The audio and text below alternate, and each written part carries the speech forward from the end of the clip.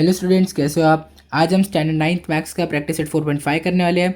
ठीक है, तो ये लेक्चर स्टार्ट करने से पहले मैं आपको बता दूं कि इस चैप्टर का प्रैक्टिस सेट 4.1 से लेकर 4.4 तक मैंने पहले ही सारे लेक्चर्स पढ़ाकर अपलोड कर दिए, तो अगर आपने वो नहीं देखा तो पहले आप जाकर वो देख लो।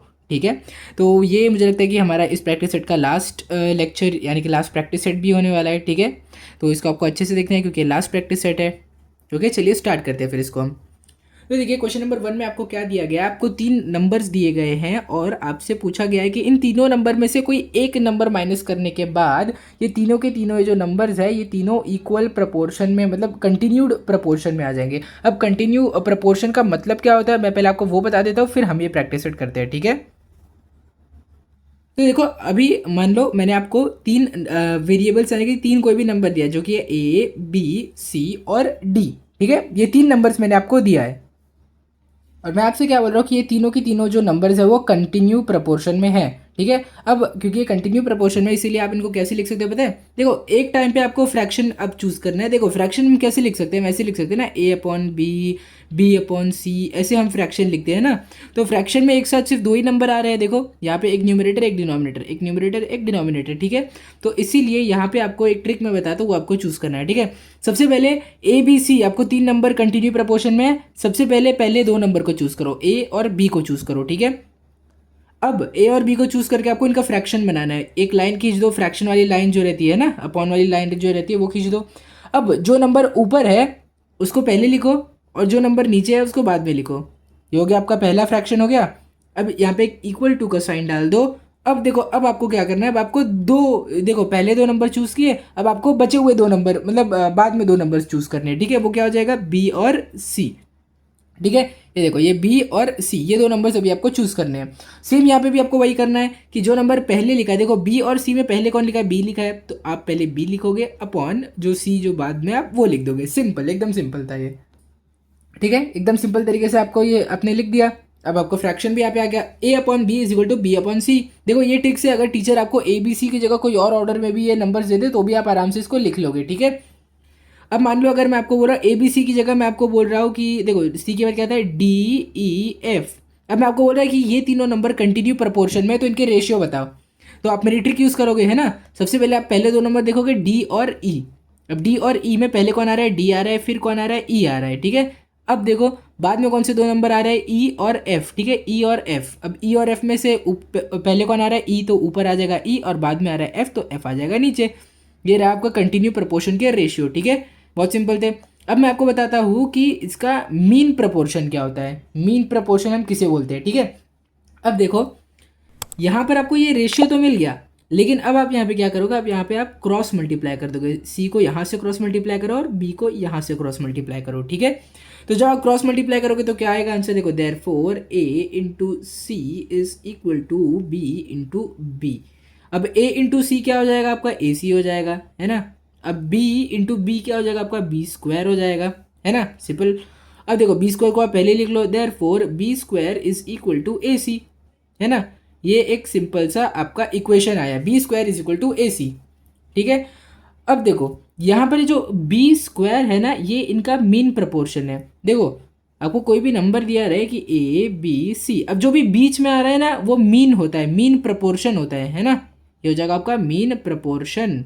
जो भी नंबर बीच में आएगा आप उसको मीन प्रपोर्शन मान लो। ठीक है, अब देखो मान लो अगर मैंने आपको ये देखो, ये तो अभी हो गया ना, आपको ए बी सी दिया था तो ऐसा आया आपका B square is equal to A C आया, है ना।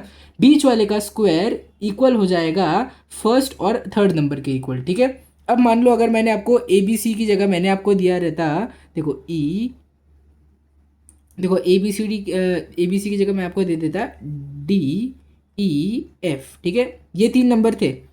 अब बीच में कौन आ रहा है, ई आ रहा है, तो ई को उठाओ, ई का स्क्वायर करो इज इक्वल टू ये बचे हुए दोनों नंबर्स का जो प्रोडक्ट है। ठीक है, ये हो गया, ये भी आपने इसको कर लिया। अब मतलब अगर टीचर आपको अलग अलग फॉर्म में भी अगर आपको टीचर देगी तो आप इसका आराम से सोल्यूशन निकाल लोगे। ठीक है, तो मुझे अभी उम्मीद है कि आपको कंटिन्यू प्रपोर्शन क्या होता है, कैसे लिखते हैं उनको फ्रैक्शन में, और मीन प्रपोर्शन क्या होता है ये आपको अच्छे से समझ गया होगा। ठीक है, एक बार मैं आपको रिवाइज कर दूँ, देखो कंटिन्यू प्रपोर्शन कैसे लिखना है, ऐसे लिखना है। और हमारा मीन प्रपोर्शन क्या होता है, बस बीच वाले को स्क्वायर कर दो और ये बचे हुए फर्स्ट और थर्ड नंबर को मल्टीप्लाई कर दो, काम खत्म हो गया आपका। ठीक है, चलिए अब हम इसको प्रैक्टिस सेट 4.5 का क्वेश्चन नंबर 1 करते हैं। ठीक है, तो देखो ये क्या हो जाएगा, सबसे पहले आप यहाँ पे सोल्यूशन लिखोगे। देखिए जिस तरीके से मैं आपको लिखा रहा हूँ आपको एग्जाम में भी सेम वही तरीके से लिख के आना है, तभी टीचर आपको फुल मार्क्स देगी, तब टीचर आपके कोई भी स्टेप में मार्क्स नहीं काट पाएगी। ठीक है, तो देखते हैं अभी क्या 12, 16 और 21 तीन नंबर दिए हैं और आपको क्या क्वेश्चन में बोला गया है कि इन तीनों नंबर में से कोई एक नंबर सब्ट्रैक्ट करने के बाद ये तीनों के तीनों नंबर जो है वो कंटिन्यू प्रपोर्शन में आ जाएंगे। ठीक है, अब वहाँ पे आपको वो नंबर ढूंढना है कि वो नंबर किसके इक्वल है। ठीक है, तो सबसे पहले मैं एक अजम्पशन यहाँ पे करेंगे, let X be the number to be subtracted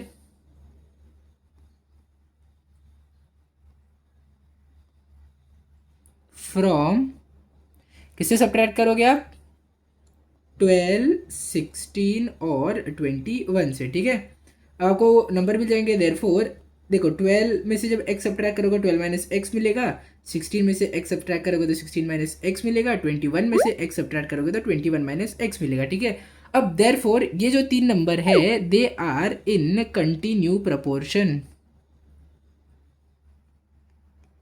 continued proportion. ठीक है, क्वेश्चन में आपको कंटिन्यूड प्रपोर्शन दिया कि कंटिन्यू प्रपोर्शन, देखो कंटिन्यूड दिया है इसीलिए मैंने भी यहाँ पे आपके लिए कंटिन्यूड ही लिखा है। ठीक है, आप कंटिन्यू भी लिख सकते हो। ठीक है, अब देखते हैं। अब देखो मैं यहाँ पे आपको विजुअलाइज कराता हूँ कि कैसे होगा। देखो ये एक नंबर है, ये दूसरा नंबर है, ये तीसरा नंबर। देखो ब्रैकेट के अंदर जो भी है वो पूरे के पूरा एक ही नंबर है आपका। ठीक है, अब देखो अब इसको असाइन कर दो। कैसे असाइन करोगे, ए बी और सी से, है ना। ये ए नंबर है, बी नंबर है, सी नंबर है। अब आपको तो पता है इसको कैसे लिखना है। आपको पहले ए बी को चूज करो, ए बी में कौन पहले आ रहा है, ए ऊपर आ रहा है, तो आप ऐसे लिख दोगे A upon B is equal to, अब बी सी में कौन ऊपर आ रहा है, बी ऊपर आ रहा है, सी बाद में आ रहा है ना। तो ये हो गया आपका। अब देखो सेम वही तरीके से अभी आपको यहाँ पे लिखना है। मैं अभी रफ कर दूंगा, ये आपको लिखना नहीं है। ठीक है, ये आपके समझने के लिए लिखा है मैंने। तो अब देखो ए की जगह कौन आ रहा है यहाँ पे, ए की जगह आपका 12 माइनस एक्स है ना, अपॉन बी की जगह कौन आ रहा है, 16 माइनस एक्स आ रहा है, इज इक्वल टू, अब देखो फिर से यहाँ पे b आएगा, है ना। b की जगह कौन है, 16 माइनस एक्स आ जाएगा, और c की जगह कौन है, 21 माइनस एक्स, है ना। तो देखो ये हो गया ना, a upon B is equal to B upon C. तो ये भी हमने यहाँ पे लिख लिया है जहाँ पे हमने अज्यूम किया था। ठीक है, ये हो गया। अब मैं आपके लिए, अब मैं हटा देता हूँ क्योंकि मुझे लगता है आपको समझ गया होगा ये अच्छे से। ठीक है,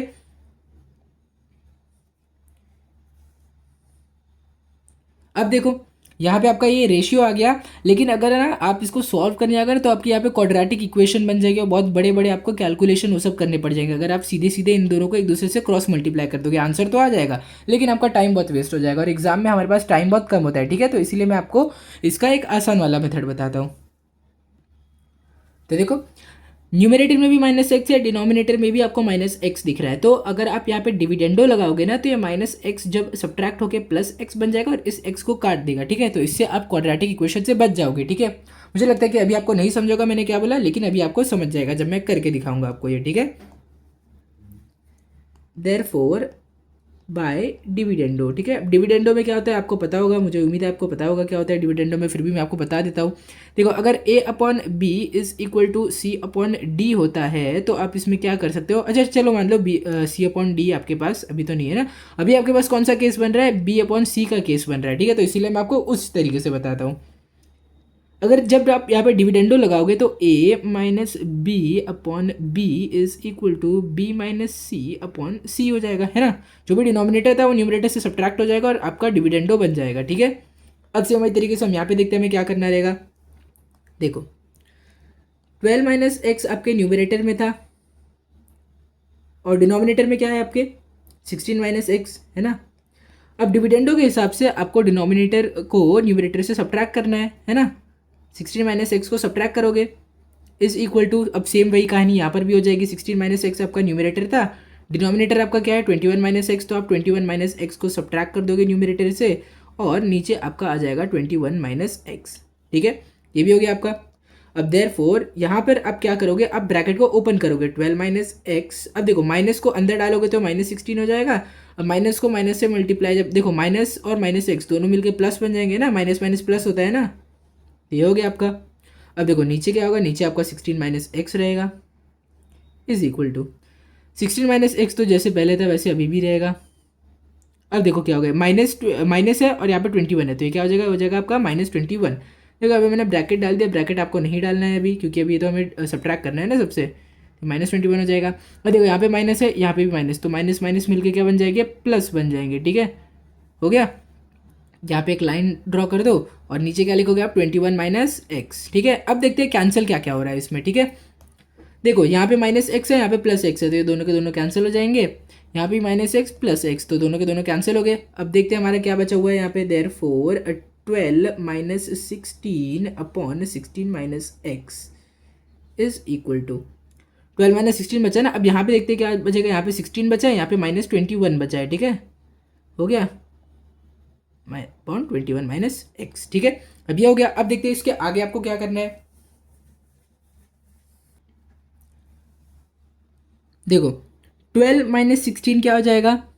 देखो सबसे पहले आपको अगर ऐसा आपको इसमें कोई प्रॉब्लम हो रही है ना, तो आप क्या करो, सिंपली बड़े नंबर में से छोटा नंबर माइनस करो, यानी कि 16 माइनस 12 करो, आंसर क्या आ जाएगा आपका 4 आ जाएगा। और बड़े नंबर की साइन माइनस थी तो यहाँ पे भी माइनस कर दो। ठीक है, अब आपको, मुझे लगता है कि हो सकता है आपको ट्रेडिशनल मेथड से आपको अच्छे से समझता हो कि सीधे सीधे माइनस करो, लेकिन ये ट्रिक भी आपकी बहुत काम आती है ना। अगर दोनों नंबर की साइन अपोजिट है और सब्ट्रैक्ट हो रहा है, तो बड़े नंबर में से छोटा नंबर माइनस करो और बड़े नंबर की साइन लास्ट प्रोडक्ट को दे दो। ठीक है, अपॉन ये क्या हो जाएगा, 16 माइनस एक्स। 16 माइनस एक्स तो वैसे ही रहेगा जैसे पहले भी था। अब देखो 16 माइनस 21, 16 माइनस 21 क्या हो जाएगा आपका, -5 हो जाएगा, है ना, अपॉन 21 माइनस एक्स। अब आप यहाँ पे क्या करोगे, क्रॉस मल्टीप्लाई करोगे। ठीक है, इसको यहाँ पे और इसको यहाँ पे। ठीक है, तो ये क्या हो जाएगा आपका, -4 into 21 minus X is equal to -5 into क्या हो जाएगा, 16 माइनस एक्स। अब चलिए इसको मल्टीप्लाई करके देखते हैं आंसर क्या होगा। देयरफॉर देखो -4 इंटू 21 क्या हो जाएगा आपका, 4 इंटू 21 क्या होगा पहले वो बताओ, है ना, ये हो जाएगा 84। अब साइन किसकी थी, नेगेटिव की थी, तो ये हो जाएगा -84। ठीक है, अब -4 इंटू एक्स क्या हो जाएगा, 4x हो जाएगा। अब इसके पास भी माइनस, इसके पास भी माइनस, दोनों माइनस माइनस मिल गए प्लस बन जाएंगे, है ना। अब देखो 5 इंटू 16 क्या होता है, 80 होता है ना। 5 के पास नेगेटिव साइन थी तो -80 हो जाएगा। अब इसके आगे क्या होगा, 5 है, देखो 5 है और x है, 5 इंटू एक्स क्या हो जाएगा, 5x हो जाएगा। अब 5 के पास भी नेगेटिव, x के पास भी नेगेटिव, तो दोनों मिलके बन जाएंगे पॉजिटिव। ठीक है, ये हो गया। अब देखो, अब ना यहाँ पे -84 दिया है ना, तो देखो ये -80 यहाँ पर आके क्या बन जाएगा, इसको ये साइड ले लो -80 को, तो ये हो जाएगा +80, है ना। अब ये जो +4x है इसको ये साइड ले लो, तो +4x की जगह क्या हो जाएगा, ये -4x हो जाएगा ना, तो 5x माइनस 4x हो जाएगा ये। ठीक है, ये हो गया। अब देखो देयरफॉर -84 + 80, अब ये क्या हो जाएगा, ये हो जाएगा -4। ठीक है, is equal to 5x minus 4x। तो देखो ये सिंपल क्या हो जाएगा, 5 माइनस 4 क्या होता है, 1 होता है ना। तो आंसर आपका आ जाएगा 1x, 1 दिखाएगा और x तो कॉमन है ही, तो x तो आएगा ही। अब 1 को आप लिखो नहीं लिखो सेम बात पड़ जाएगी। ठीक है, देयरफॉर आपका x किसके इक्वल आ गया, therefore x is equal to -4। अब देखो, अब ये वैल्यू आपकी नेगेटिव आई है, मतलब कि ये वैल्यू आखिर में जाके ऐड ही होने वाली है। ठीक है, आपके प्रोडक्ट में, लेकिन हमें इससे कोई मतलब नहीं, हमें तो बस आंसर चाहिए था। तो ये क्या हो जाएगा, आपसे क्वेश्चन में क्या पूछा है पहले हम वो देख लेते हैं। कि आपसे नंबर पूछा है, हाँ आपसे नंबर पूछा है। आपसे अगर कंटिन्यू प्रोपोर्शन वाले नंबर पूछ रहे थे तो हमें वो निकालने पड़ते, लेकिन क्योंकि आपसे क्वेश्चन में सिर्फ x की वैल्यू ही पूछी थी तो हम सिर्फ x की वैल्यू बताएंगे। ठीक है, आपसे वही पूछा गया ना, देखो किस नंबर को सब्ट्रैक्ट करना चाहिए, तो हमें वो नंबर तो मिल गया जिस नंबर को सब्ट्रैक्ट करना है हमें। Therefore x is equal to -4 should be subtracted, subtracted from 12, 16 and 21 to get, एक क्वेश्चन में आपसे क्या दिया है वो देखते हैं, to get resultant numbers to be in continued proportion.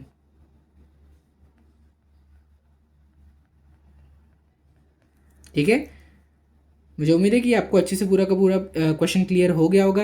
मैं एक बार आपको बता भी देता हूँ हमने क्या किया। देखिए हमसे क्वेश्चन में क्या पूछा था कि इन तीनों नंबर से कोई भी एक नंबर सब्ट्रैक्ट करो और वो सब्ट्रैक्शन करने के बाद जो 3 नंबर्स हमें मिलेंगे इन तीनों नंबर से सब्ट्रैक्ट करने के बाद वो तीनों नंबर एक दूसरे के साथ कंटिन्यू प्रपोर्शन में होने चाहिए। ठीक है, तो अब क्योंकि हमें वो नंबर नहीं पता था जो हमें सब्ट्रैक्ट करना है, तो हमने उसको x मान लिया।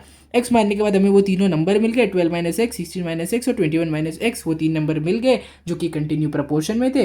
तो हमने उनका रेशियो यहाँ पे लिख लिया। अब रेशियो को फिर जब हमने सॉल्व किया, रेशियो को सॉल्व करने के बाद हमारा आंसर आ रहा है x इज इक्वल टू -4। ठीक है, तो मुझे उम्मीद है कि आपको ये पूरा का पूरा अच्छे से क्लियर हो गया होगा। ठीक है, तो ये रहा आपका फर्स्ट हाफ सोल्यूशन का, इसको आप अच्छे से नोट कर लीजिए। फिर आप नेक्स्ट पार्ट इसका नोट कर लीजिए जो कि ये वाला है। ठीक है, यहाँ तक इसको भी आप नोट कर लीजिए। फिर हम आपका क्वेश्चन नंबर 2 करते हैं। ठीक है, अब क्वेश्चन नंबर 2 में आपसे क्या दिया है कि 28 माइनस एक्स, ये एक नंबर है आपके पास। ये नंबर इन दोनों नंबर्स का मीन प्रपोर्शन है, इन दोनों नंबर्स का मीन प्रपोर्शन है। तो देखो, अगर कोई भी नंबर जब भी हम ऐसे लिखते हैं ए बी सी, तो मैं क्या बोलता हूँ आपको कि बी इन दोनों का मीन प्रपोर्शन, मतलब क्या होता है कि बी का स्क्वायर ए और सी के मल्टीप्लिकेशन के इक्वल रहेगा, है ना। तो यानी कि 28 माइनस एक्स का जो स्क्वायर होने वाला है वो किसके इक्वल रहेगा, 23 minus x into 19 minus x के इक्वल रहेगा, है ना। तो अब इसको सॉल्व करने के बाद हमें एक्स की वैल्यू ढूंढनी है। ठीक है, तो चलिए मैं आपको दिखाता हूँ इसको सॉल्व कैसे करना है। मैंने आपको बेसिक आइडिया तो दे दिया कि सम कैसे सॉल्व होने वाला है। अब हम इसका पूरा सोल्यूशन देखेंगे। ठीक है, देख के आप डरना मत, इसका सोल्यूशन जितना बड़ा और खतरनाक दिख रहा है उतना ही आसान है। ठीक है, तो देखो यहाँ पे हमें जो इन्फॉर्मेशन दी गई थी मैंने पहले ही आपके लिए वो लिख लिया है। ठीक है, it is given that 28 minus x, ये जो नंबर है ये मीन प्रपोर्शन है इन दोनों नंबर्स का। ठीक है, देयरफॉर हम क्या बोल सकते हैं कि 23 माइनस एक्स, 28 माइनस एक्स और 19 माइनस एक्स कंटिन्यूड प्रपोर्शन में है। ठीक है, अब देखो मैंने 28 माइनस एक्स को बीच में ही क्यों लिखा, मैंने बीच में इसीलिए लिखा क्योंकि ये मीन प्रपोर्शन है और मीन हमेशा बीच में आता है ना। ये हमने देखा था ना, ए बी सी जब भी हम लिखते थे, क्योंकि बी मीन प्रपोर्शन है इसलिए बी बीच में आएगा, है ना। तो देखो अब उसके हिसाब से 23 minus X upon 28 minus X, ठीक है, is equal to 28 minus X upon 19 minus X. ठीक है, यहाँ पे मैंने ए और बी वाला एग्जांपल नहीं लिया क्योंकि मुझे लग रहा है कि आपको अच्छे से अब क्लियर हो गया होगा। ठीक है, फिर भी मैं एक बार लास्ट टाइम आपको बता देता हूँ कि ये कैसे आया। देखो 23 माइनस एक्स को ए मान लो, इसको बी मान लो, इसको सी मान लो। ठीक है, अब आपको पहले ए बी को चूज करना है। ए बी को चूज करने के बाद ए पहले आया तो ए ऊपर बी नीचे इज इक्वल टू, अब बी पहले आ रहा है तो बी ऊपर और सी बाद में आ रहा है तो सी नीचे। ठीक है, अब ए की वैल्यू क्या है 23 माइनस एक्स, वो आपने लिख दिया। बी की वैल्यू 28 माइनस एक्स, वो भी लिख दिया। फिर से बी की वैल्यू आ गई 28 माइनस एक्स, वो भी आपने लिख दिया। और C is equal to 19 minus X, ठीक है, वो भी आपने लिख लिया। अब चलिए इसको हम सॉल्व करते हैं। अब देखो सेम यही तरीका आपको यहाँ पे भी करना है। देखो अब यहाँ पे भी अगर आप क्रॉस मल्टीप्लाई करोगे ना, आपको एक क्वाड्रेटिक इक्वेशन मिल जाएगी जिसको सॉल्व करना बहुत ज़्यादा हार्ड होगा, इसीलिए हम फिर से यहाँ पर हमारा डिविडेंडो लगाएंगे। ठीक है, अब डिविडेंडो लगाने के बाद क्या होगा, देखो ये ऊपर 23 minus X upon 28 minus X, तो 28 माइनस एक्स जो कि डिनोमिनेटर है वो न्यूमरेटर से सब्ट्रैक्ट हो जाएगा, है ना।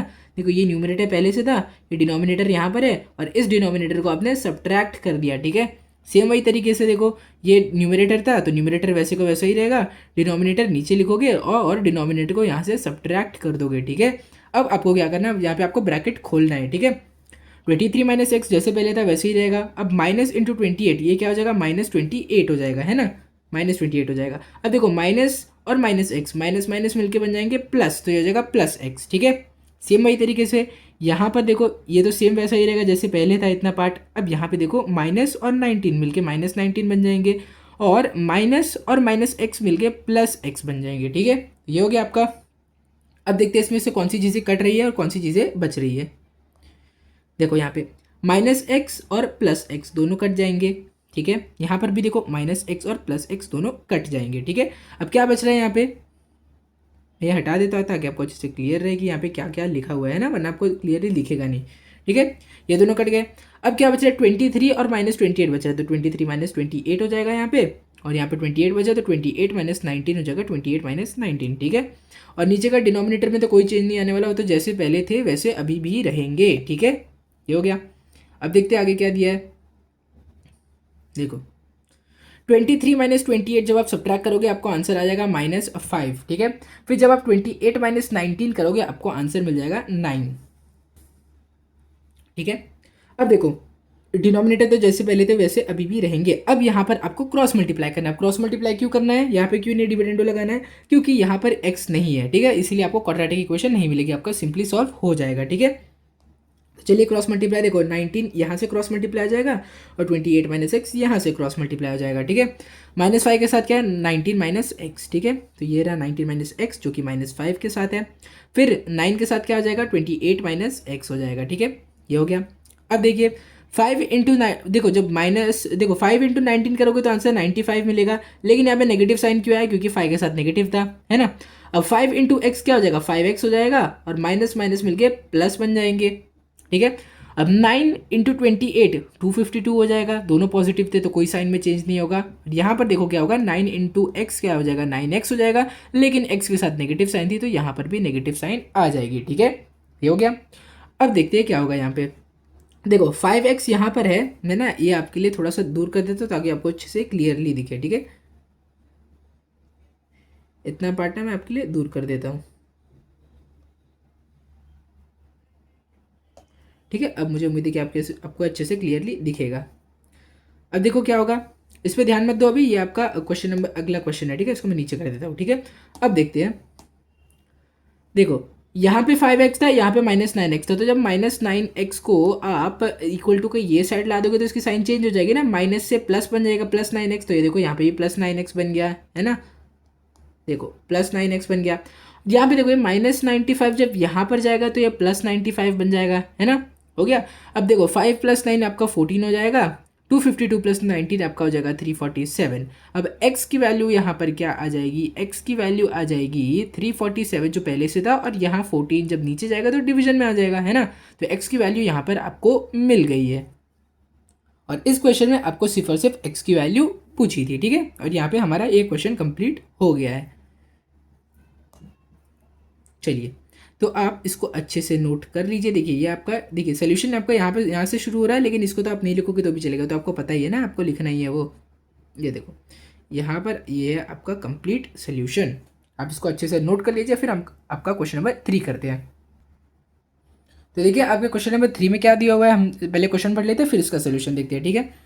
क्वेश्चन में आपको क्या बोला गया है कि 3 नंबर है, अब कोई भी 3 नंबर है वो तीनों नंबर कंटिन्यू प्रपोर्शन में है, ठीक है, आपको इतनी चीज़ें बता दी गई है। अब इसके बाद मीन प्रपोर्शन इनका 12 है, ठीक है। अब मीन प्रपोर्शन क्या होता है, जो बीच में आता है ना, बीच में जो भी नंबर आने वाला है वो आपका 12 है, वो आपको पहले से दे के रखा है, ठीक है।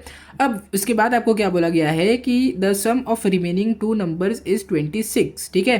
यानी कि देखो अब मान लो कि पहले के जो 2 नंबर थे वो x थे और y थे, तो आपके मीन प्रपोर्शन x और 12 और y हो जाएगा, है ना। तो आपसे क्या बोला गया है कि x + y इन दोनों नंबर्स का सम 26 है, और x into Y is equal to 12 का स्क्वायर, है ना, ठीक है। ये आपको याद होगा, मैं आपको बताता हूँ वापस कहाँ से आया ये, देखो ABC। तो हमने क्या बोला था कि मीन प्रपोर्शन b का square is equal to AC, है ना, ये हमने बोला था ना। तो देखो यहाँ पे बीच में क्या आ रहा है, 12 आ रहा है, तो 12 का square is equal to AC कौन है, पहले के और थर्ड नंबर ना, तो x और y का प्रोडक्ट, ठीक है। ये आपको समझ गया, वैसे भी हम यहाँ पे डेरिवेशन करके ही इसको सॉल्व करने वाले हैं, ठीक है। तो मैंने आपको बेसिक आइडिया दे दिया, अब चलिए इसको सॉल्व करते हैं इस क्वेश्चन को। तो देखो पहले के जो फर्स्ट और थर्ड नंबर जो भी थे हमने उनको x और y मान लिया, ठीक है। तो अब वो कौन से 3 नंबर हो जाएंगे जो कंटिन्यू प्रपोर्शन में, वो हो जाएगा x 12 और y हो जाएगा, है ना, ठीक है। तो अब इसके आगे देखते हैं। x देखो पहले आपको x और 12 को चूज़ करना है, x और 12 में कौन पहले आ रहा है, x पहले आ रहा है, तो x ऊपर 12 बाद में, मतलब 12 नीचे। अब 12 और y को कंसिडर करो तो 12 ऊपर आ रहा है, 12 पहले आ रहा है, y बाद में आ रहा है ना, ये हो गया। अब क्रॉस मल्टीप्लाई कर दो, क्रॉस मल्टीप्लाई करके क्या होगा, यहाँ पे देखो y इसके साथ क्रॉस मल्टीप्लाई हो जाएगा, 12 के साथ ही क्रॉस मल्टीप्लाई हो जाएगा, ठीक है। अब x into Y X Y हो जाएगा आपका, और 12 इंटू 12 आपका हो जाएगा 144, ठीक है। 12 का स्क्वायर ही हो गया ना 144, ठीक है। तो अब y किसके इक्वल आ गया, y आ गया 144 अपॉन x। अब ये x कहाँ से आया, देखो x यहाँ से मल्टीप्लीकेशन से यहाँ पे डिवीजन में चले जाएगा, ठीक है। जब भी कोई नंबर मल्टीप्लाई होता है तो इक्वल टू के दूसरे साइड जाके वो नंबर हमेशा डिवाइड हो जाएगा, ठीक है, ऊपर से नीचे आ जाएगा। तो ये हो गया आपका, ये आपको इक्वेशन 1 है, इसको आपको नाम देना है y is equal to 144 upon x, ठीक है।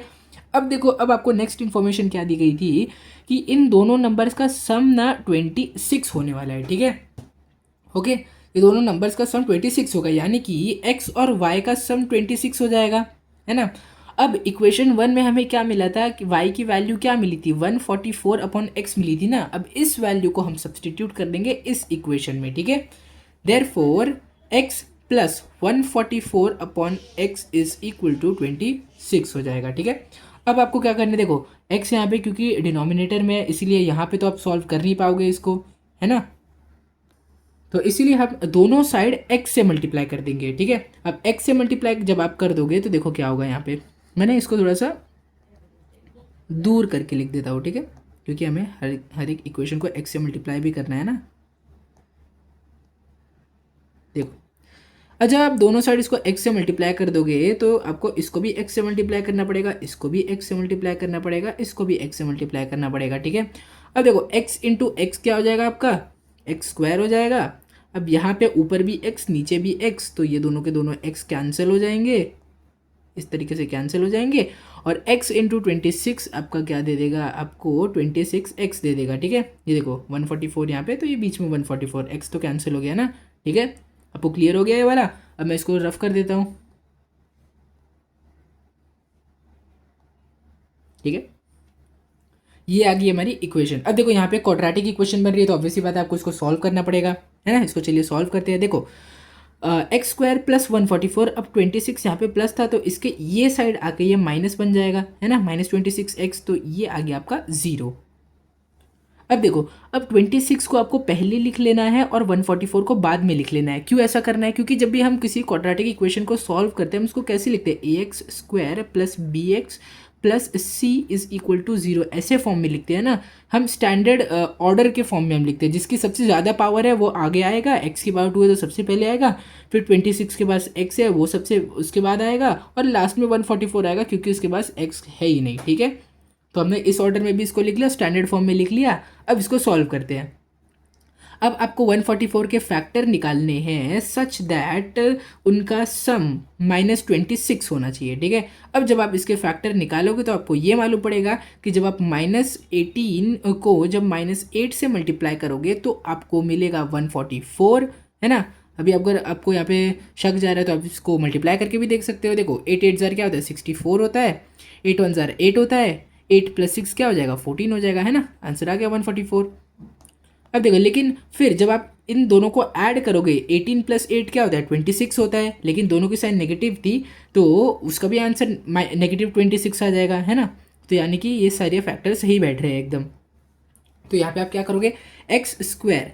अब देखो क्योंकि 18 है और -8 है तो आप सबसे पहले लिखोगे -18। अब -8 को भी पहले आप लिख सकते हो, वो आपके ऊपर है, ठीक है। कॉमन लेने में ज़्यादा आसान 8 पड़ेगा, इसीलिए मैंने 8 को बाद में लिखा है, ठीक है। -18x -8x + 144, ठीक है। अब देखो यहाँ से आपको x कॉमन लेना है। जब आप यहाँ से x कॉमन लोगे तो क्या बचेगा पता है, देखो एक्स स्क्वायर -18x, दोनों का x छीन लो, इसका x छीन लो, इसका भी x छीन लो, अंदर क्या बच रहा है x -18, तो यहाँ पे आप x -18 लिखोगे, और क्योंकि आपने x कॉमन लिखा तो आप x को बाहर लिख दोगे, ठीक है। ये हो गया आपका। अब देखो यहाँ पर आपके पास सिर्फ और सिर्फ x तो नहीं है, दोनों के पास x नहीं है, लेकिन दोनों के फैक्टर 8 है, ठीक है। यहाँ पर इसका 8 देखो मैं आपको बताता हूँ इसको कैसे मैंने लिया, -8x + 144, ठीक है। अब -8x तो वैसे का वैसा ही रहेगा, प्लस अब देखो 144 की जगह आप 18 × 8 भी तो लिख सकते हो, है ना, -18 × -8। ये फैक्टर तो हमने अभी भी निकाले हैं ना, ये हो गया। अब इनसे इनका -8 छीन लो, इसका भी -8 छीन लो, इसका भी -8 छीन लो, तो क्या बच रहा है, x + -18 बच रहा है ना। अब देखो प्लस माइनस तो हमेशा माइनस ही होता है ना, तो अंदर क्या बचेगा आपका x - 18 बचेगा, है ना। तो देखो जब मैंने इसका -8 कॉमन लिया, अंदर क्या बच रहा है, x - 18 बच रहा है, ठीक है। अब ये देखो x - 18 इधर भी आ रहा है, x - 18 इधर भी आ रहा है, तो उसको कॉमन लेके आपने बाहर लिख लिया यहाँ पे, और x - 8 भी आ रहा है तो उसको भी आपने लिख लिया। अब यहाँ पे आपको दो सोल्यूशन मिलेंगे, या तो x - 18 0 के इक्वल होगा, या तो x - 8 0 के इक्वल होगा, ठीक है। अब जब 18 इधर जाएगा तो वो +18 बन जाएगा, -8 भी जब ये साइड जाएगा तो ये +8 बन जाएगा, ठीक है। अब आपको दो आंसर मिल रहा है, x की वैल्यू या तो 18 होगी या तो 8 होगी, ठीक है। अब इस वैल्यू को आप सब्सटीट्यूट करोगे, कहाँ सब्सटीट्यूट करोगे, ये जो हमारी इक्वेशन आई थी, हमें y की वैल्यू भी तो चाहिए। अब y 144/x है ना, तो y किसके इक्वल आ जाएगा, y आ जाएगा 144 डिवाइडेड बाय 18 या 144 डिवाइडेड बाय 8, ठीक है, 18 या 8 दोनों में से हमें कोई भी एक वैल्यू मिलेगी। अब जब 144 को 18 से डिवाइड करोगे तो आंसर 8 आ जाएगा, और जब 144 को 8 से डिवाइड करोगे तो आंसर 18 आ जाएगा, ठीक है। सो देयरफॉर जो तीन नंबर्स प्रपोर्शन में होने वाले हैं वो देखो, सबसे पहले आपको x की वैल्यू 18 मिली, फिर आपको y की वैल्यू 8 मिली, है ना। तो x, 12, y क्या हो जाएगा, अगर x की वैल्यू जब अब 8 मिलेगी तो ये हो जाएगा 8, ये हो जाएगा, ये तो 12 ही रहेगा, और ये हो जाएगा 18, तो 8, 12, 18। लेकिन अगर आप x की वैल्यू को 8 सब्सटीट्यूट करोगे, सॉरी हाँ ये तो हमने करेक्ट किया है यहाँ पे, फिर जब आप x की वैल्यू को 18 सब्सटीट्यूट करोगे तो y की वैल्यू क्या आई, आपने x की वैल्यू जब 18 सब्सटीट्यूट किया तो y की वैल्यू 8 आई ना, तो ये आपका आ जाएगा 8, 18, 12, तो ये क्या 8, 18, 12 या तो 8, 12, 18, ठीक है। ये दो वैल्यूज़ आपको मिलने वाली है, ठीक है। तो यहाँ पर हमारा ये क्वेश्चन कंप्लीट हो गया है। मुझे उम्मीद है कि आपको ये अच्छे से समझ में क्लियर हो गया होगा और समझ में भी आया होगा। क्वेश्चन थोड़ा सा लेंदी था, लेकिन आपको सारी चीज़ें अच्छे से कनेक्ट करके चलनी है। अगर जहाँ पे आपने कनेक्शन तोड़ा चीज़ों को, वहाँ पे आप भूल जाओगे, आप एकदम ब्लैंक हो जाओगे कि आपको क्या करना है। इसीलिए आपको सारे स्टेप एक साथ पूरे स्टेप्स देख देख कर ही सॉल्व करना है, ठीक है। तो ये रहा आपका फर्स्ट हाफ सोल्यूशन का, ये रहा नेक्स्ट हाफ, इसको भी आप नोट कर लीजिए, फिर आप लास्ट पार्ट भी इसका नोट कर लीजिए, ठीक है। तो चलिए हम आपका क्वेश्चन नंबर 4 स्टार्ट करते हैं। ये देखिए, ये रहा आपका क्वेश्चन नंबर 4। अब क्वेश्चन नंबर 4 में आपको सबसे पहले ये वैल्यू दे के रखी है कि a plus B plus C into A minus B plus C is equal to A square plus B square plus C square. तो अब आपको क्या दिखाना है कि a, b और c तीनों की तीनों कंटिन्यूड प्रपोर्शन में है। मतलब सिंपली आपको क्या करना है, देखो b बीच में आ रहा है, मतलब b का square is equal to a और c। सिंपली आपको ये प्रूफ करना है, जैसे ही आपने ये प्रूफ कर दिया आपका आंसर आ जाएगा, कंटिन्यू प्रपोर्शन में आ जाएगा, ठीक है। तो अब देखो, अब ये तो आप प्रूफ कर देख के तो आप बता नहीं सकते कि आपको यहाँ पे क्या करना पड़ेगा, क्या करना है क्या नहीं करना है, जो भी करना है आपको ये तो आपको नहीं मालूम पड़ने वाला है। देख के तो आपको बिल्कुल नहीं मालूम पड़ेगा कि ये वैल्यू आपको कैसे आपको ये प्रूफ करना है। तो सिंपली आंख बंद करो और सारे के सारे ब्रैकेट्स को खोल दो, मतलब ये जो मल्टीप्लिकेशन वाले ब्रैकेट है इनको खोल दो, आपको आंसर अपने आप मिल जाएगा, ठीक है। अब देखो, a plus B plus C into A minus B plus C, ठीक है। तो आप क्या करोगे, ब्रैकेट जैसे ही खोलोगे तो मल्टीप्लिकेशन का साइन आ जाएगा, मतलब आपको a को पहले इस पूरे नंबर से मल्टीप्लाई करना है, फिर आपको b को इस पूरे नंबर से मल्टीप्लाई करना है, फिर आपको c को ये तीनों से मल्टीप्लाई करना है, ठीक है। तो देखते हैं आप कैसे होगा ये। देखो, सबसे पहले आपको a को ये पूरे नंबर से मल्टीप्लाई करना है, तो आपने a लिखा, यहाँ पे a लिखा, फिर ये पूरा का पूरा नंबर आपने a के साथ लिख लिया, ठीक है। फिर आपने b लिखा, b के साथ ये पूरा का पूरा नंबर लिख लिया, ये जो नंबर था, ठीक है। फिर आपने ये c लिखा और c के साथ ये पूरा का पूरा नंबर आपने वापस लिख लिया, ठीक है। अब चलिए इसका मल्टीप्लिकेशन हम करते हैं और देखते हैं आंसर क्या आएगा, ठीक है। और ये जो a square plus B square plus C square था वो तो वैसे का वैसा ही पड़ा रहेगा, उसमें कोई चेंज नहीं होगा।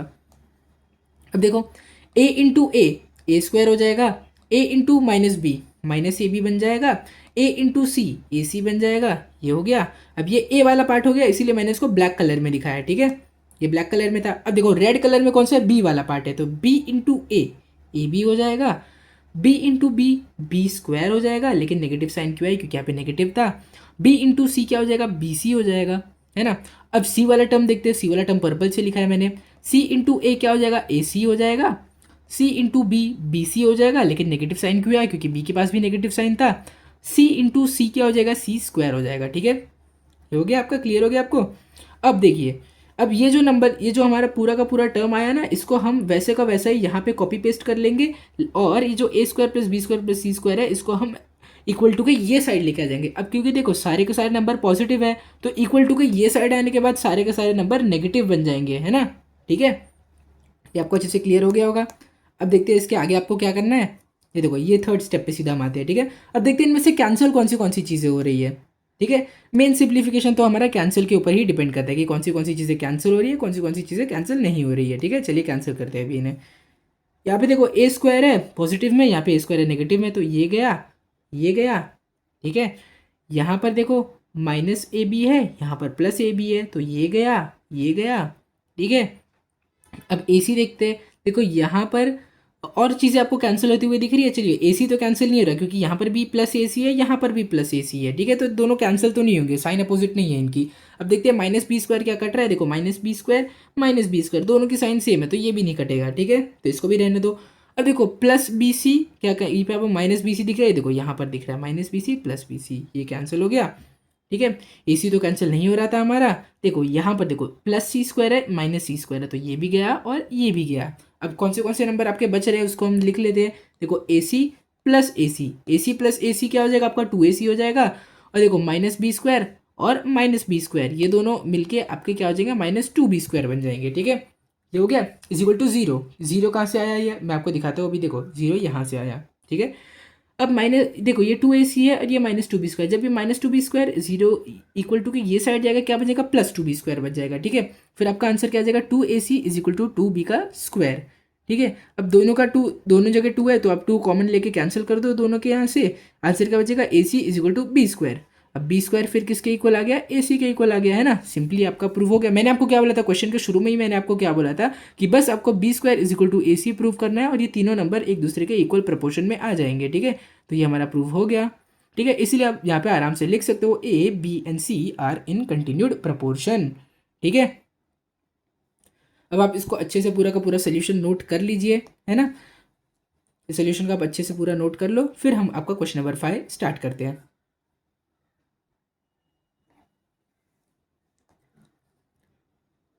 तो देखिए अब क्वेश्चन नंबर 5 में आपको क्या दिया है, क्वेश्चन नंबर 5 में आपको ये 3 नंबर्स दिए गए हैं। तो यहाँ से तो आपको पता ही चल रहा है ना, अगर a/b b/c के इक्वल है तो मतलब a b और c तीनों कंटिन्यूड प्रपोर्शन में है। ठीक है, इतना आपको पता चल गया। अब आपको ये क्या प्रूफ करना है, क्वेश्चन नंबर 1 में आपको ये प्रूफ करना है कि a + b + c into b - c is equal to ab - c का स्क्वायर, ये आपको प्रूफ करना है। ठीक है, तो चलिए इसको प्रूफ करते हैं हम। देखिए सबसे पहले आपको पता क्या है कि a/b is equal to b/c, ये आपको क्वेश्चन में पहले से दिया था। अब क्रॉस मल्टीप्लाई करें तो b इंटू बी क्या हो जाएगा b² हो जाएगा, a इंटू सी क्या हो जाएगा ac हो जाएगा। इसको आपने इक्वेशन 1 नाम दे दिया है। ठीक है, बस अब यहाँ पर आपका इतना काम खत्म हो चुका है। अब इसके बाद आपको क्या करना है, जो आपको प्रूफ करना है आप उसको यहाँ पे लिख लोगे।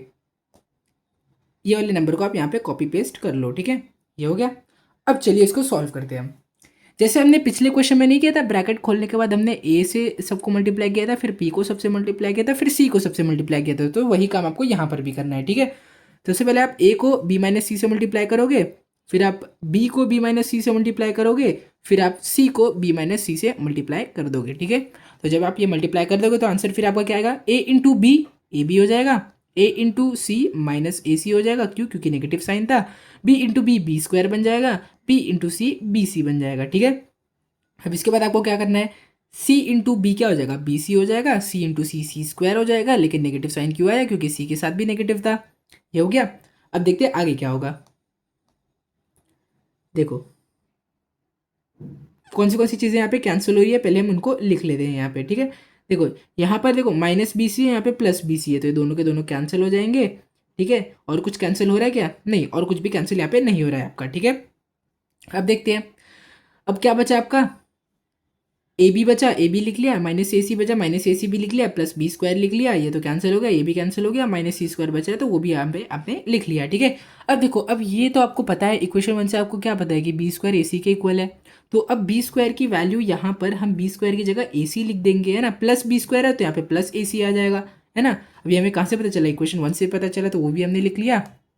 अब इसके बाद देखो -ac +ac, अब दोनों की साइन अपोजिट है, यानी कि दोनों को दोनों कैंसिल होने वाले हैं, ये भी कैंसिल, ये भी कैंसिल। अब क्या बच रहा है, ab - c का स्क्वायर बच रहा है। देखो आखिर में हमारे पास क्या बच रहा है, ab - c का स्क्वायर, ये किसके इक्वल है, a + b + c into b - c के इक्वल है ना। आखिर में हमें क्वेश्चन में क्या प्रूफ करना था, यही तो प्रूफ करना था हमें क्वेश्चन में, है ना। तो यहाँ पे आप फिर से एक बार प्रूफ लिख दोगे कि a + b + c into b - c is equal to ab - c का स्क्वायर। यहाँ पर आपका ये क्वेश्चन कंप्लीट हो गया है। ठीक है, अब इसको अच्छे से नोट कर लीजिए, फिर हम इसका अगला क्वेश्चन करते हैं। तो चलिए हम आपका क्वेश्चन नंबर 2 स्टार्ट करते हैं। देखिए क्वेश्चन नंबर 2 में अब आपको क्या दिया है कि क्वेश्चन नंबर 2 भी क्वेश्चन नंबर 4 का ही, यानी कि सॉरी देखते हैं कौन सा क्वेश्चन है, क्वेश्चन नंबर 5 का ही सब क्वेश्चन 2 है। ठीक है, ये तो यानी कि इसी से जुड़ा हुआ है ये क्वेश्चन। चलिए देखते हैं अभी। यहाँ पे आपको एक क्वेश्चन में ये दिया है a² + b² into b² + c² is equal to ab + bc का होल स्क्वायर। देखो बहुत ज़्यादा कॉम्प्लेक्स और डरावना इक्वेशन यहाँ पे आपको दिख रहा है, लेकिन आपको टेंशन नहीं लेना है, बहुत आसानी से ये आपका सॉल्व होने वाला है। ठीक है, तो चलिए सबसे पहले हमें जो भी पता है वो लिख लेते हैं। हमें क्या पता है कि a² + b² into b² + c², इसी के साथ हमें खेलना है, जो भी हमें करना है इसी के साथ करना है। ठीक है, तो अब यहाँ पे देखो B square is equal to A C, ये हमें कहाँ से पता चला, इक्वेशन 1 में हमने क्या ढूंढा था, B square is equal to A C तो ढूंढा था, है ना। तो अब हमें यहाँ पर भी बी स्क्वायर दिख रहा है, यहाँ पर भी बी स्क्वायर दिख रहा है, ठीक है। तो इसीलिए हम बी स्क्वायर की जगह दोनों जगह ए सी पुट कर देंगे, ठीक है। तो ए सी जब आप पुट करोगे यहाँ पर बी स्क्वायर की जगह, तो देखो यहाँ पे क्या था, पहले आपके पास ए स्क्वायर प्लस बी स्क्वायर था ना, तो ए स्क्वायर तो वैसे ही रहेगा, लेकिन बी स्क्वायर की जगह ए सी आ जाएगा। यहाँ पर भी देखो बी स्क्वायर की जगह ए सी आ गया, और सी स्क्वायर तो सी स्क्वायर जैसा ही था, जैसे पहले था वैसे अभी भी था, ठीक है। अब देखो यहाँ पर भी ए स्क्वायर है, यहाँ पर भी ए है, यहाँ पर भी ए है। अब ये दोनों का ए हम छीन लेते हैं इनसे, ठीक है। ये देखो इसका भी ए छीन लिया, इसका भी ए छीन लिया। जब ए छीन लिया तो अंदर क्या बच रहा है, ए सी बच रहा है, इसीलिए हमने यहाँ पर भी ए सी लिख दिया, है ना। और ए जो कॉमन रहा था उसको बाहर ले लिया। अब देखो सेम वही तरीके से आपको यहाँ पे सी दिख रहा है, यहाँ पे भी सी स्क्वायर दिख रहा है ना। तो यहाँ से आप इसका सी छीन लोगे, इसका भी एक सी छीन लोगे, तो इसका स्क्वायर हट जाएगा, है ना। जब इसका सी छीनोगे तो इसका स्क्वायर हट जाएगा ना। अंदर क्या बच रहा है, ए प्लस सी, तो यहाँ पे ए प्लस सी लिखोगे, और जो सी था उसको आप बाहर लिखोगे, ठीक है। वो हो गया। अब देखो क्योंकि यहाँ पे बीच में ब्रैकेट है, प्लस माइनस कुछ भी नहीं है, तो यहाँ पर आपका मल्टीप्लीकेशन का साइन आ जाएगा, ठीक है। अब देखो ए इंटू ए प्लस सी इंटू सी इंटू ए प्लस सी, ठीक है। तो अब आप इतना कॉम्प्लेक्स तरीके से लिखने की जगह आप ए और सी को साथ में लिख लो, और ए और सी को भी साथ में लिख लो, ठीक है। ए इंटू सी ए सी हो जाएगा, और ए सी इंटू ए सी का स्क्वायर बन जाएगा, है ना। स्क्वायर बन जाएगा क्योंकि देखो दो नंबर को जब एक ही से मल्टीप्लाई करते हैं तो उसका स्क्वायर बन जाता है ना, है ना। अब देखो A C is equal to A plus C का स्क्वायर, ये हमारे पास आया। अब हमें चाहिए क्या, यहाँ पे हमें बी भी चाहिए। आखिरी जो क्वेश्चन है उसमें हमें बी भी तो चाहिए, है ना। अब यहाँ पे हम देखेंगे हमारे फाइनल इक्वेशन में कि हमें बी कैसे मिलेगा। देखो ये तो आपको पता है ना, इक्वेशन 1 में हमने क्या ढूंढना था कि B square is equal to A C तो ढूंढना था। और ए सी देखो, ए सी यहाँ पर भी है और ए सी यहाँ पर भी है, तो ए सी की जगह आप बी स्क्वायर तो आराम से पुट कर सकते हो, ठीक है। देयरफॉर इक्वेशन 1 में जो हमें ये मिला था, इसके हिसाब से हमने क्या पुट कर दिया, ए सी में बी स्क्वायर हमने पुट कर दिया ए सी की जगह। तो ये क्या हो गया, ये हो गया ए बी स्क्वायर हो गया, ठीक है। ए प्लस सी का स्क्वायर तो वैसा ही था। अब देखो क्या हो जाएगा, अब बी के पास भी स्क्वायर है, ए सी के पास भी स्क्वायर है, तो एक काम करो आप स्क्वायर को ही कॉमन ले लो, है ना। आप एक बड़ा सा ब्रैकेट बनाओ और स्क्वायर को ही कॉमन लेके बाहर ले लो। इसका भी स्क्वायर छीन लो, देखो इसका भी स्क्वायर छीन लिया, इसका भी स्क्वायर छीन लिया, है ना। दोनों का स्क्वायर छीन लिया तो अंदर बी इंटू ए प्लस सी तो बच रहा है, तो यहाँ पे आपने वही लिख लिया, ठीक है।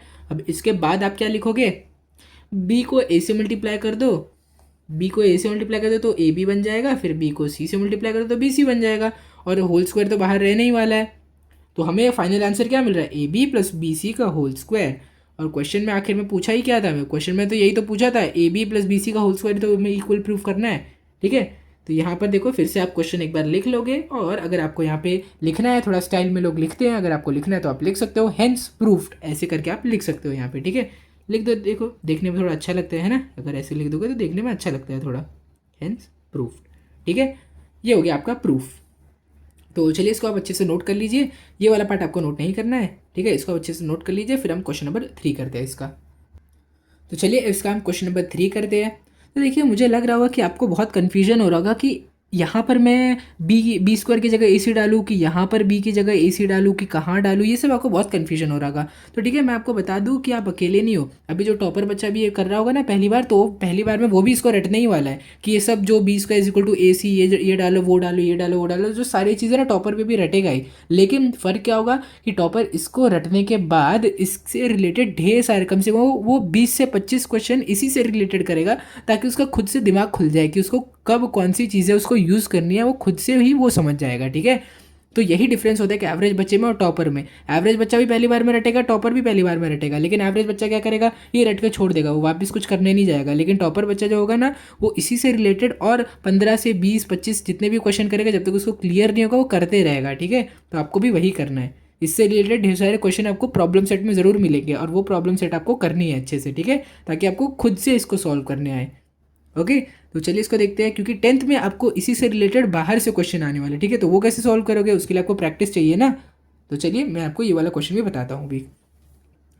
ए square plus B square upon A B. तो पहले आप क्वेश्चन लिख लो, और आप यहाँ पर देखो आपको चाहिए क्या आखिर में, ठीक है। आपको बी की जगह आपको सी भी इसमें इंसर्ट करना है। अब सी कैसे इंसर्ट करोगे, जब बी स्क्वायर की ए सी वाली वैल्यू डालोगे तभी तो सी आएगा यहाँ पे, है ना। तो देयरफॉर ए स्क्वायर और ए बी जो यहाँ पे था वो तो कॉमन ही रहेगा, लेकिन बी स्क्वायर की जगह यहाँ पे ए सी आ गया, है ना, ये हो गया। अब देखते हैं यहाँ पे आप क्या कर सकते हो, यहाँ पे आप ए कॉमन ले सकते हो। देखो यहाँ पर भी ए है, यहाँ पर भी ए है, तो ए कॉमन ले लो इसका, है ना। देखो जब इसका ए छीनोगे तो सिर्फ ए बचेगा, और जब इसका ए छीनोगे तो सिर्फ सी बचेगा, तो ए प्लस सी आ जाएगा और बाहर ए हो जाएगा, है ना। तो वो आपने लिख लिया नीचे। अब नीचे देखो, नीचे तो जैसे ए बी पहले था वैसा अभी भी रहेगा। अब देखते हैं कैंसिल क्या हो रहा है। देखो ऊपर भी ए नीचे भी ए, है ना। अगर दोनों कभी भी डिवीजन में मल्टीप्लाई हो रहा रहता है कोई भी नंबर, तो उसको हम उसको डिनोमिनेटर से हम उसको कैंसिल कर सकते हैं, ठीक है। अब देखो ऊपर से भी ए कैंसिल, नीचे से भी ए कैंसिल, तो क्या बचेगा, ए प्लस सी अपॉन बी बचेगा, है ना। ये हो गया आपका।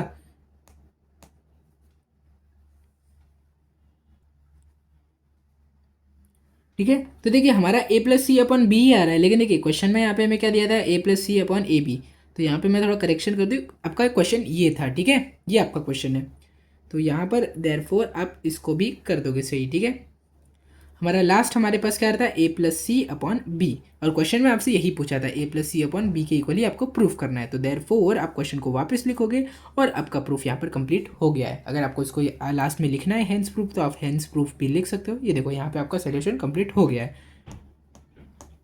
ठीक है। अब देखो अब तो ये आसानी से ही होता जा रहा है ना, जैसे जैसे आप प्रैक्टिस करोगे ना, आपका ये बहुत आसानी से आपको क्लियर होते चले जाएगा, ठीक है। आप इसको नोट कर लीजिए, फिर हम आपका लास्ट क्वेश्चन करते हैं इस प्रैक्टिस सेट का। तो देखिए यहाँ पर आपको दो नंबर्स दिए गए हैं और इन दोनों नंबर्स का आपको मीन प्रपोर्शन ढूंढना है। बहुत आसान है ये, है ना। अब मान लो आपके पास तीन नंबर थे ए बी सी, और ये तीनों कंटिन्यू प्रपोर्शन में थे। तो बीच वाला जो भी नंबर था वो कौन था, ये मीन प्रपोर्शन था, इन दोनों का मीन प्रपोर्शन था। तो रिलेशन क्या बनता है इनके बीच, B square is equal to A C वाला रिलेशन बनता है ना यहाँ पे, है ना। B square is equal to A C वाला रिलेशन यहाँ पे बनता है। तो यहाँ पर देखो, यहाँ पर आपको ए दिया है और सी दिया है, और आपसे पूछा गया है यहाँ पे आपसे बी पूछा है जो मीन प्रपोर्शन है। अब मीन प्रपोर्शन जो बी स्क्वायर था वो किसके इक्वल हो जाएगा, ए की वैल्यू क्या है, X plus Y upon X minus Y, A है आपका, और सी आपका क्या है, देखो सी क्या है आपका, X square minus Y square upon X square into Y square, ये आपका सी है ना। B square is equal to A C, A की वैल्यू क्या थी, ये थी, और सी की वैल्यू क्या थी, सी की वैल्यू ये थी। ये हो गया आपका क्लियर। अब इसी इक्वेशन को हम जो सॉल्व करेंगे हमारा बी का आंसर आ जाएगा, और बी की वैल्यू हो गई हमारी मीन प्रपोर्शन वैल्यू। तो चलिए इसको हम अभी अच्छे से सॉल्व करते हैं। यहाँ पर मैं आपके लिए सोल्यूशन लिख देता हूँ, सोल्यूशन देख के आपको डरना बिल्कुल नहीं है, बहुत आसान तरीके से हो जाएगा ये आपका। देखो अब आपको क्या पता है कि b जो है इन दोनों नंबर्स का मीन प्रपोर्शन है, इसका भी और इसका भी मीन प्रपोर्शन है, ठीक है। देयरफॉर b का जो स्क्वायर हो जाएगा वो इन दोनों के प्रोडक्ट के इक्वल हो जाएगा, है ना। यानी कि x plus Y upon X minus Y, X plus Y upon X minus Y into ये वाला term X square minus Y square, sorry ये X square minus Y square नहीं, एक बार हम चेक कर लेते हैं ना। हाँ ठीक है, ये X square minus Y square ही है, ठीक है। तो अब देखो ये जो आपका X square minus Y square है, देखो जो सी है वो सी आपका ये है ना, X square minus Y square upon X square Y square. क्या आप X square minus Y square की जगह X plus Y into X minus Y नहीं लिख सकते, बिल्कुल लिख सकते हैं। आपको फॉर्मूला तो याद ही होगा ना, ये वाला फॉर्मूला कि A square minus B square is equal to A plus B into A minus B, ये तो आपको अच्छे से पता होगा, है ना। ये फॉर्मूला तो आपको पता ही होगा। सेम वही तरीके से यहाँ पर भी आप X square minus Y square की जगह ये लिख सकते हो, ठीक है। तो अब देखो ये जो हमारी वैल्यू आई इसको हमने यहाँ पर लिख दिया, एक्स प्लस वाई और X minus Y upon X square Y square, तो वैसे ही रहेगा, उसमें कोई भी चेंज नहीं आने वाला है, ठीक है। अब देखते हैं कैंसिल कौन सी चीज़ें हो रही है, एक्स माइनस वाई कैंसिल हो रहा है, एक्स माइनस वाई कैंसिल हो रहा है, ठीक है। अब X plus Y into X plus Y, ठीक है, ये दो बार आया, upon X square into Y square हो जाएगा यहाँ पे, X square into Y square, ठीक है। अब x प्लस वाई और x प्लस वाई दो बार आ रहा है, तो इसकी जगह आप x का स्क्वायर भी लिख सकते हो, x प्लस वाई का स्क्वायर भी लिख सकते हो, है ना। अब x स्क्वायर वाई स्क्वायर भी यहाँ पर आ रहा है, तो देखो मैं क्या बोलता हूँ कि x स्क्वायर वाई स्क्वायर की जगह ना आप इसको भी एक स्क्वायर इसका कॉमन ले लो, ठीक है। ये हटा दो, ये हटा दो, ये हटा दो, ये हटा दो, और फिर देखो यहाँ पे आप क्या करोगे, स्क्वायर लिख दो, है ना। सिंपल ही तो है, x और x इंटू वाई का स्क्वायर करोगे तो एक्स स्क्वायर वाई स्क्वायर ही तो आने वाला है, यही तो आएगा, है ना। यहाँ पर भी आप क्या करोगे, यहाँ पे भी आप ऐसा स्क्वायर लिख दो, ठीक है। अब देखो यहाँ पर आपको क्या दिख रहा है कि B square is equal to X plus Y का square upon X into Y का स्क्वायर, ठीक है। दोनों साइड आपको स्क्वायर दिख रहा है, तो अब क्या करोगे, दोनों साइड यहाँ पे स्क्वायर रूट लगा लो, ठीक है। Square root on both the side लगा लो। जब आप square root on both the side लगाओगे, देखो यहाँ पर भी स्क्वायर रूट है, यहाँ पर भी स्क्वायर रूट है, तो अब स्क्वायर रूट की वजह से क्या होता है, स्क्वायर कैंसिल हो जाते हैं, है ना। तो देखो ये स्क्वायर हटेगा, इसका सॉरी ये रूट हटेगा, ये स्क्वायर हटेगा, फिर क्या होगा, फिर ये रूट हटेगा और ये दोनों के दोनों स्क्वायर हट जाएंगे। अब क्या बच रहा है आपका, b is equal to X plus Y upon X into Y, X into Y, है ना। चलिए इसको हम थोड़ा सा साथ में लिख लेते हैं इनको, ठीक है। X plus Y upon X into Y, ये क्या आ गई आपकी b की वैल्यू आ गई, और b क्या था हमारा, b था हमारा मीन प्रपोर्शन, और मीन प्रपोर्शन की वैल्यू तो हमें ढूंढनी थी। देयरफॉर आप ये लिखोगे कि x plus Y upon X into Y is the mean proportion of ये दो नंबर्स जो कि आपको क्वेश्चन में दिए गए थे, ठीक है। तो देखिए इसको आप रफ कर लीजिए, इसको आप नहीं लिखोगे तो भी चलेगा, ठीक है। तो चलिए यहाँ से आपका सोल्यूशन कंप्लीट हुआ। देखिए ये हो गया आपका क्वेश्चन नंबर 6 भी यहाँ पे कंप्लीट हो गया। आप इसको अच्छे से नोट कर लीजिए और मुझे उम्मीद है कि ये क्वेश्चन भी आपको बहुत अच्छे से क्लियर हो गया होगा। तो चलिए ये था हमारा इस प्रैक्टिस सेट का लास्ट क्वेश्चन जो कि था क्वेश्चन नंबर 6। इसी के साथ हमारा ये प्रैक्टिस सेट कंप्लीट हो चुका है, और इस प्रैक्टिस सेट के साथ साथ हमारा ये चैप्टर जिसका नाम था रेशियो एंड प्रोपोर्शन जो कि था आपका मैथ्स 1 का चैप्टर नंबर 4, वो भी आपका कंप्लीट हो चुका है, ठीक है। मुझे उम्मीद है कि इस चैप्टर में जितने भी प्रैक्टिस सेट थे, इस प्रैक्टिस सेट के सारे क्वेश्चंस जो कि मैंने कराए, मैंने एक भी क्वेश्चन आपको होमवर्क नहीं दिया, सारा का सारा क्वेश्चन मैं आपको लेक्चर्स में मैंने करा दिया है, ठीक है। और मुझे उम्मीद है कि आपको सारे के सारे क्वेश्चंस एकदम अच्छे से क्लियर हो गए होंगे। तो अगर आपको वीडियो अच्छा लगा होगा तो इस वीडियो को लाइक करो, शेयर करो और चैनल को सब्सक्राइब करो। Thank you.